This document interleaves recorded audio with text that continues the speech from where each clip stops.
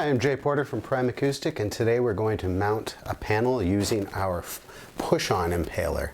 The Pushon Impaler, a little bit different than our standard surface impaler, being that you can simply push the panel straight down onto it. So rather than trying to pull the panel down on the hooks, this just allows you to simply push it on.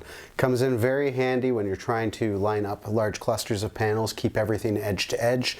Also comes in handy when you're just trying to know exactly where things go on your wall. You draw in your guideline and you know that's exactly where the panel lives. There's no sort of guesswork involved, so it can be very handy that way.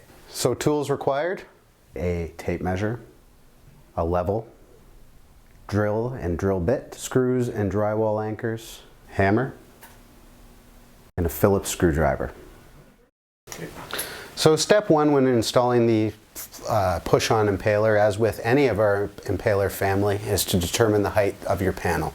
As I've said before, in typical listening room applications, I usually go anywhere between 2.5 and 3 feet.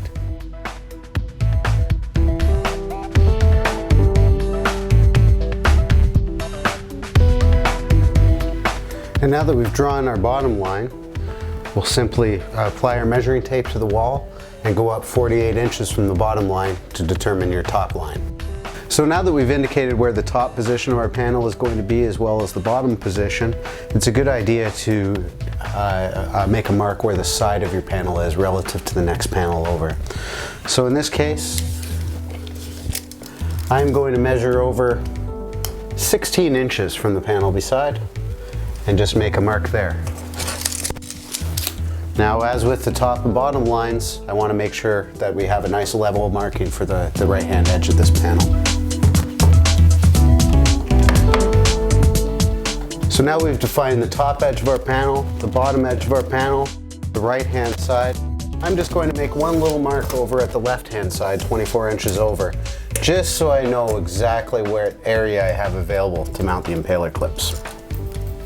Remember to mount your impaler 4 to 6 inches in from any one edge, simply so you don't have to penetrate through the fabric when you're mounting the panel. Much easier just to push the impaler into the back of the fiberglass. We're going to mount this impaler clip. There's 4 holes available, but we're only going to use 2 holes. There's not really that much requirement to use all 4 in this instance.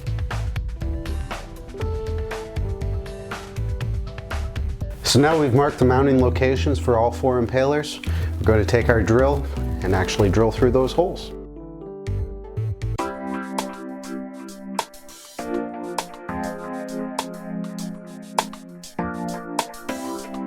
So now that we have all of our holes drilled, it's time to insert our little drywall anchors into each one of them.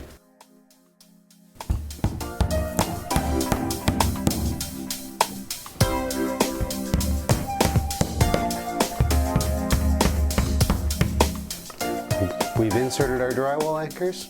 Now it's simply time to attach each one of the impaler clips to the wall.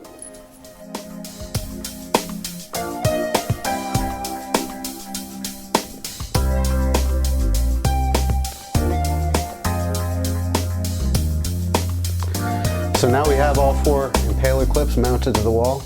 It's time to push on our panel. So how I like to approach this is find your top edge first. And best you can, align the top edge of the panel with that line. Then as you bring it down, trying to keep it exactly level with the panel, with the line on the right-hand side. Once you have the panel resting on all of the push-on impaler teeth, you'll feel it resting there, not moving. Apply nice even pressure at all 4 corners to directly push the panel onto the impaler clips.